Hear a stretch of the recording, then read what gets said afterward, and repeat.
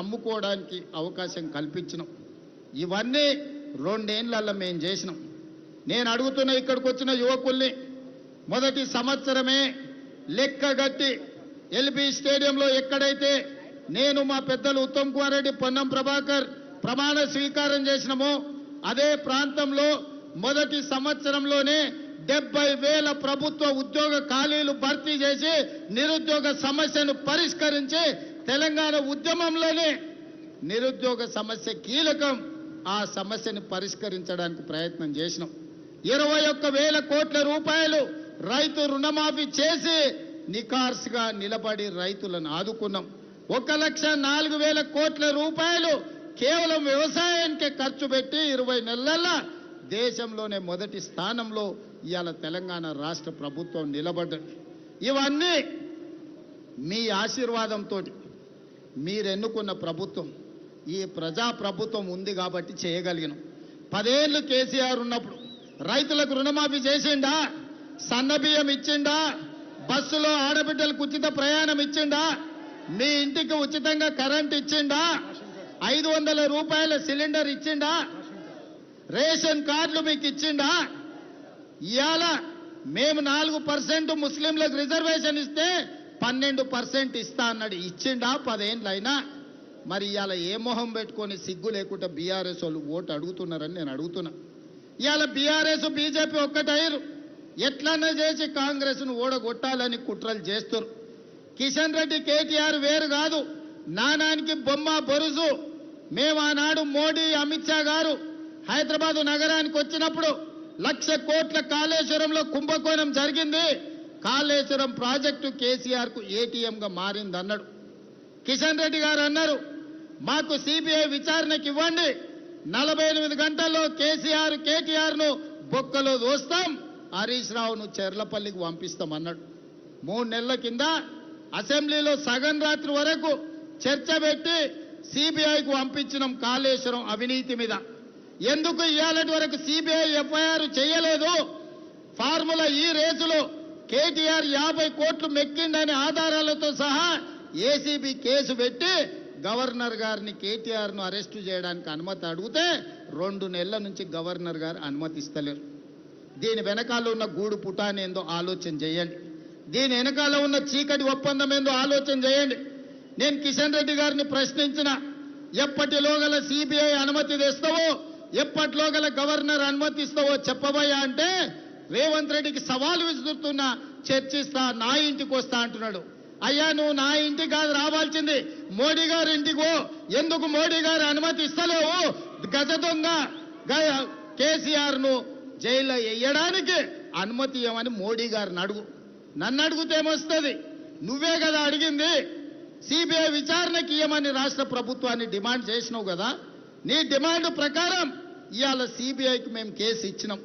CBI నీ కిందనే కదా పనిచేసేది, మీ మోడీ గారు, అమిత్ షానే కదా పెద్దలు. మరి సిబిఐ అనుమతి తీసుకురామంటే నన్ను దబాయించడానికి, బెదిరించడానికి చూస్తుండు. అయ్యా కిషన్ రెడ్డి గారు, నువ్వు భయపడితే భయపడడానికి ఎవరు చిన్నపిల్లగారు లేరు, లాగు తోడుకొని లేవు. చాలా మందిని చూసినాం. నువ్వే కాదు, నీ అంతలాగా నీలిగిన కేసీఆర్ మా కాంగ్రెస్ కార్యకర్తలు బండకేసి కొడితే ఫామ్ హౌస్లో బోర్ల బొక్కల వండుకున్నాడు, లేవలేకున్నాడు. మా కాంగ్రెస్ కార్యకర్తల దెబ్బకు ఆయన కారు షెడ్డుకు పోయి ఈ రోజు కార్ఖానాలో అడ్డంగా వండింది. కేసీఆర్ ఫామ్ హౌస్లో బోర్ల వంతే ఆయన కారు కార్ఖానాలో ఎల్లెల్కల పడ్డది. ఇవాళ నీకు మా కాంగ్రెస్ పార్టీ కార్యకర్తల సత్తా నీకు తెలియదు. ఆయన కింగ్ అవుతాడంట, బొంగేం కాదు. డిపాజిట్ తెచ్చుకుంటావా కిషన్ రెడ్డి? జూబ్లీ హిల్స్ అని నేను అడుగుతున్నా. నువ్వు డిపాజిట్ తెచ్చుకుంటే నువ్వు గెలిచినట్టే కిషన్ రెడ్డి. పార్టీని తాకట్టు పెట్టి కేసీఆర్ని కాపాడు కాదు, కేసీఆర్ను, కేటీఆర్ను, హరీష్ను ఎప్పటి లోపల బొక్కలేస్తావో చెప్పి అప్పుడు ఈ జూబ్లీ హిల్స్లో ఓట్లు అడుగు. ఇవాళ మూసీ నదిని మనం అభివృద్ధి చేసుకుందామంటే వద్దని అడ్డం పండుతున్నారు బీజేపీ వాళ్ళు, బీఆర్ఎస్.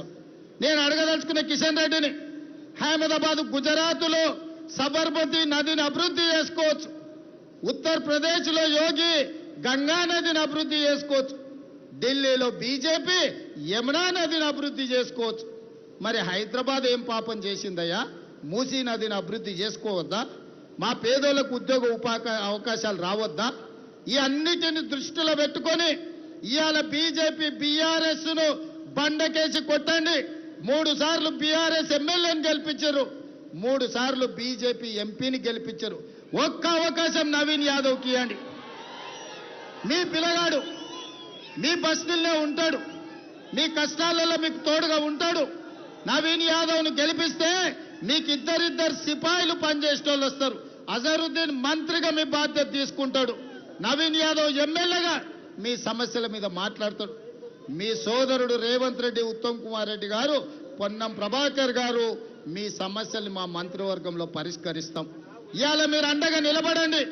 ఒక్క అవకాశం కాంగ్రెస్కి ఇవ్వండి. 3 సార్లు బీఆర్ఎస్కి ఇచ్చారు, 3 సార్లు బీజేపీకి ఇచ్చారు. చీకటి ఒప్పందాలతోని ఈనాడు కుట్రలు చేసి ఒక యువకుని నవీన్ యాదవ్ను ఓడించాలని వాళ్ళందరూ గల్లీ గల్లీ తిరుగుతారు. సందర్భంగా శ్రీమతి సోనియా గాంధీ, శ్రీ మల్లికార్జున్ ఖర్గే గారు, శ్రీ రాహుల్ గాంధీ మీ బిడ్డను మీ బస్తీలో మీ కళ్ళ ముందరనే పుట్టి పెరిగి ఇవాళ ఇంత వాడై నవీన్ యాదవ్గా కాంగ్రెస్ పార్టీ అభ్యర్థిగా ఈ ఉప ఎన్నికల్లో మీ ముందు నిలబడ్డాడు. వారిని గెలిపించడానికి కాంగ్రెస్ పార్టీ అధ్యక్షులు మహేష్ కుమార్ గౌడ్ గారు, అదేవిధంగా పెద్దలు సోదరులు ఉత్తమ్ కుమార్ రెడ్డి గారు, హైదరాబాద్ ఇన్ఛార్జ్ మినిస్టర్ పొన్నం ప్రభాకర్ గారు, కొత్తపల్లి కొడుకు అజారుద్దీన్ గారు ఈరోజు మీ ముందుకొచ్చి మీ మద్దతును అడగడానికి, కాంగ్రెస్ పార్టీని గెలిపించడానికి ఈరోజు యూసుఫ్ కూడా చౌరస్తలో వేలాది మంది మనం ఇక్కడ నిలబడి మాట్లాడుకుంటున్నాం. మిత్రులారా, ఈడున్న చాలా మందికి నవ యువకులకు ఒకవేళ తెలియకపోయినా వాళ్ళ తల్లిదండ్రులకు తెలుసు. పేదోళ్ళ గుండె ధైర్యం ఇతర జిల్లాల నుంచి, ఇతర రాష్ట్రాల నుంచి, ఇతర ప్రాంతాల నుంచి ఈ హైదరాబాద్ మహానగరానికి ఉద్యోగ ఉపాధి అవకాశాలకు వస్తే నిల్వ నీడ లేని ప్రతి పేదవాడికి గుడిసేసుకొని ఒక గూడు కట్టుకోవడానికి, వాళ్ళ గుండెల్లో ఒక ధైర్యాన్ని నింపడానికి పీజేఆర్ అని ఒక టైగర్ ఈ హైదరాబాద్ నగరంలో ఉండేవాడు. ఆ పీజేఆర్ 2007 సంవత్సరంలో గుండె ఆగి మరణించినప్పుడు గతంలో ఉమ్మడి రాష్ట్రంలో ఒక సాంప్రదాయం ఉండే, ఎవరైనా శాసనసభ్యులు అకాల మరణం చెందితే వారి కుటుంబాలకే ఏకగ్రీవం చేసే సాంప్రదాయం ఉండే.